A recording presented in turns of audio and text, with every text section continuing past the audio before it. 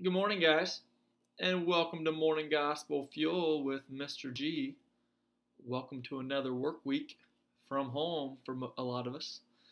It is Monday, March 30th, the feast day of Saint Zosimus of Syracuse, who was Pope for less than 2 years, ending in 418 AD, of course, because popes did not exist until AD. But today's gospel is a continuation from the gospel 2 days ago whenever I mentioned Talladega Nights, the movie. Otherwise, today's gospel is from John chapter 8, verses 1 through 11. In the name of the Father, and the Son, and the Holy Spirit, amen. While Jesus went to the Mount of Olives.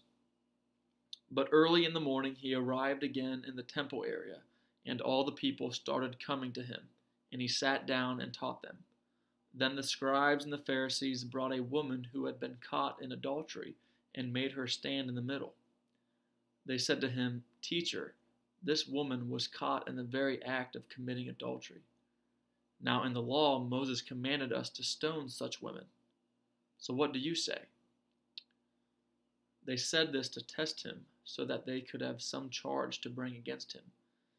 Jesus bent down and began to write on the ground with his finger. But when they continued asking him, he straightened up and said to them, "Let the one among you who is without sin be the first to throw a stone at her." Again he bent down and wrote on the ground.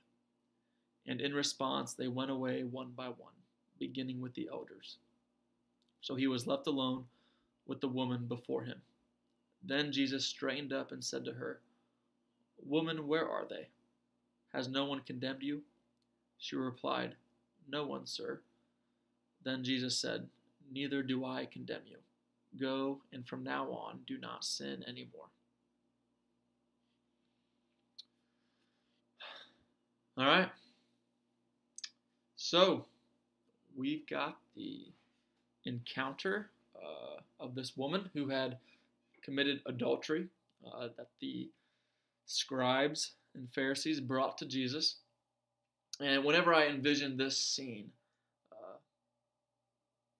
I kind of think of whenever I was growing up with my younger siblings, specifically Kelly, because we always kind of got into it more than anybody else because we were so close in age.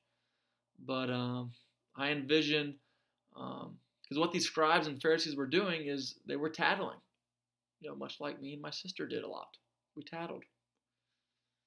Mom, Kelly's doing this. Dad, Kelly's doing this. Whatever it was. But I feel like this is what's happening in today's gospel. The scribes and the Pharisees are tattling on this woman to get in trouble. They want her to get in trouble by Jesus, right? But how does Jesus respond? He responds with such grace and mercy. He kind of, this whole ground thing. They mentioned in the ground twice. So I'm going to reread those. It says, Jesus bent down and began to write on the ground with his finger. And then it says later on, again, he bent down and wrote on the ground. So I kind of did some research because that kind of struck me. And evidently, as I read the footnotes and you go back to the Old Testament, it says that in Jeremiah, there's a reference there that says, "Those who turn away from thee shall be written on the earth." And by turning away, it means, forsake the Lord, who is the fountain of living water.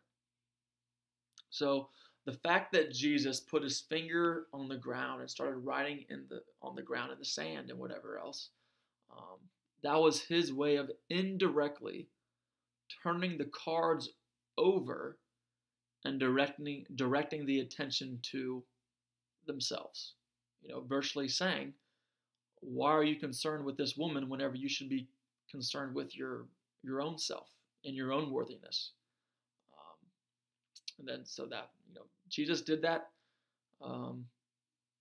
very passively, which I think is something to take note of. He didn't need words. He just started writing on the ground. And then what happened? Slowly the crowd dissipates and they start to walk away because they're catching his drift of what he's trying to say to them through his actions and lack of words. So that's what's happening in this story.